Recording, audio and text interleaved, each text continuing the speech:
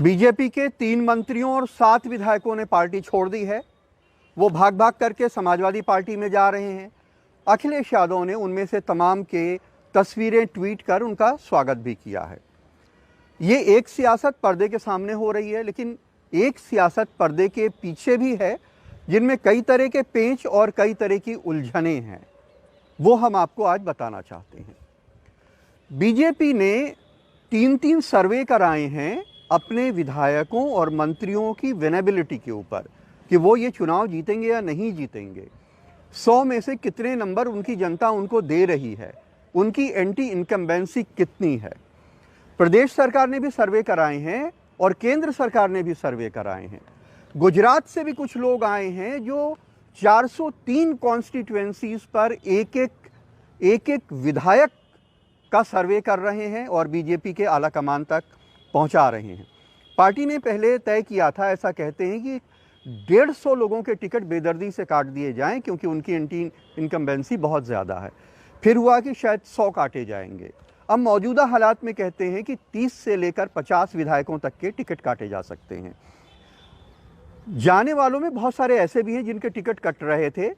एक सूची है जिसको कहते हैं कि किसी ने लीक करा दिया है और कुछ को आला कमान ने खुद कह दिया था कि आपको टिकट नहीं दिया जाएगा। लेकिन जो 3 बड़े मंत्री हैं, स्वामी प्रसाद मौर्य, दारा सिंह चौहान और मंत्री धर्म सिंह सैनी, इन तीनों के बारे में बीजेपी नहीं चाहती थी कि ये जाएं क्योंकि इनके जाने का गलत मैसेज जाएगा और इनका अपना वोट बैंक भी है, उनका अपना प्रभाव भी है। किसी का ज़्यादा है, किसी का कम है। अब इनके जाने के पीछे कई अलग तरह की राजनीतिक झंझट हैं। जैसे स्वामी प्रसाद मौर्य बहुत बड़े नेता हैं, मौर्य लोगों के उनका अपना वोट बैंक है। बहुत सारे ज़िलों में उन्होंने संगठन में अपने लोग बना रखे हैं। मौर्य समाज का बहुत उन्होंने काम भी किया हुआ है। लेकिन स्वामी प्रसाद मौर्य के जो बेटे हैं वो रायबरेली की ऊंचाहार सीट से चुनाव लड़ते हैं और स्वामी प्रसाद मौर्य चाहते हैं कि पडरौना से उन्हें तो समाजवादी पार्टी टिकट दे ही, उनके बेटे को भी ऊंचाहार से टिकट दे। अब ऊंचाहार में समाजवादी पार्टी के मनोज पांडे, जो एक बड़े ब्राह्मण नेता वहाँ के माने जाते हैं, एक एमएलए, वो 2 बार मौर्य के बेटे को हरा चुके हैं। वो सिटिंग एमएलए हैं। जाहिर सी बात है कि अपने सिटिंग एमएलए का टिकट समाजवादी पार्टी नहीं काट सकती है। इसके लिए ये डील हो रही है कि मौर्य के बेटे को जौनपुर से लड़ाया जाए और जो सिटिंग एमएलए मनोज पांडे हैं उनको यहाँ पे बरकरार रखा जाए। अब दारा सिंह चौहान जो दूसरे मंत्री गए हैं, दारा सिंह चौहान मधुबन सीट से मऊ की चुनाव लड़ते हैं।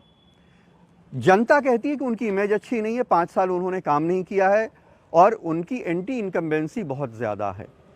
दारा सिंह चौहान को ये लगता है, ऐसा कहते हैं कि वो बीजेपी से कह रहे थे कि हमें मधुबन के बजाय घोसी से टिकट दे दिया जाए, उनकी कॉन्स्टिट्यूएंसी बदल दी जाए। घोसी जो है वो फागू चौहान की कॉन्स्टिट्यूएंसी है, जो बीजेपी के नोनिया समाज के बहुत बड़े नेता रहे हैं और अब बिहार के गवर्नर हो गए हैं। उनके गवर्नर होने पे यहाँ जो उपचुनाव हुआ, उस उपचुनाव में बीजेपी का एक विजय राजभर चुनाव जीत गया है। वो सिटिंग एमएलए है। दारा सिंह चौहान चाहते थे कि उस सिटिंग एमएलए की सीट काट करके टिकट उनको वहाँ दे दिया जाए और उनकी सीट पे फागू चौहान के बेटे को चुनाव लड़ा दिया जाए। बीजेपी इसके लिए कतई तैयार नहीं थी। जब वो नहीं मानी तो दारा सिंह चौहान जो हैं उन्होंने पार्टी का साथ छोड़ दिया है। मंत्री धर्म सिंह सैनी जो हैं ये 4 बार के विधायक हैं। 3 बार बीएसपी से लड़े हैं, बीएसपी में भी मंत्री रहे हैं और इनके अपने ये भी शाक्य कुशवाहा मौर्य जो समाज है उसी का पार्ट सैनी समाज भी है, ये उसका हिस्सा है। उसके वहाँ के बड़े नेता हैं, मजबूत नेता हैं। इनके साथ इनका ये भी इल्ज़ाम है कि इनको इज़्ज़त नहीं दी जा रही थी। यहाँ की प्रदेश की लीडरशिप जो है इनकी उपेक्षा कर रही थी, इसके वजह से ये नाराज़ थे। अब ये आज समाजवादी पार्टी में आ गए। अब इनके साथ क्या दिक्कत है कि जिस नकुड़ सीट से ये चुनाव लड़ते हैं, 3 बार वहाँ से जीते हैं, उस सीट पे 2 बार ये उस इमरान मसूद को हरा चुके हैं जो इमरान मसूद कांग्रेस का दामन छोड़ करके कल ही अभी समाजवादी पार्टी में शामिल हुए हैं। तो अब इमरान मसूद को भी कुछ लड़ने का वादा होगा। धर्म सिंह सैनी भी उसी सीट से दावेदार है। तो इस तरह की ये दिक्कतें हैं। दूसरी चीज़ क्या है, अगर और कई मंत्रियों को देखें, कई एमएलएस को देखें, तो अब भगवती सागर हैं जो मौरानीपुर के रहने वाले हैं, बिल्हौर से वो चुनाव लड़ते हैं। अब वो चाहते थे कि उनके बेटे को वहाँ से टिकट दे दिया जाए और वो जो हैं दूसरी सीट पे जाना चाहते थे, बिल्हौर जाना चाहते थे। बिल्हौर में एक पूर्व डीजीपी हैं बृजलाल, जो इस वक्त अनुसूचित जाति जनजाति आयोग के अध्यक्ष भी हैं, उनकी पत्नी दावेदार बताई जा रही हैं और बीजेपी उनकी सीट बदलना नहीं चाहती थी, उन्होंने साथ छोड़ दिया है। फिरोजाबाद की शिकोहाबाद सीट के विधायक मुकेश वर्मा ने आज पार्टी छोड़ दी। मुकेश वर्मा ने भी वही सब आरोप लगाए हैं जो स्वामी प्रसाद मौर्य ने और दूसरे लोगों ने आरोप लगाए हैं। लेकिन मुकेश वर्मा के बारे में जो स्थानीय जनता है वो कहती है कि उनकी इमेज अच्छी नहीं है, उन्होंने काम नहीं किया है, उनके जीतने की संभावनाएं बहुत कम है। ऐसा कह रहे हैं कि बीजेपी की जो लिस्ट है टिकट काटने वालों की, उसमें उनका नाम है और वो पार्टी छोड़ करके अब समाजवादी पार्टी में आ गए हैं। इसी तरह लखीमपुर खीरी के बाला अवस्थी हैं। बाला अवस्थी पिछली बार भी सिर्फ 2000 वोट के मार्जिन से चुनाव जीते थे। 70 साल उनकी उम्र है, वो बीमार भी रहते हैं और क्षेत्र में नहीं जा पाते, जनता का काम नहीं कर पाते हैं और एक्टिव नहीं है।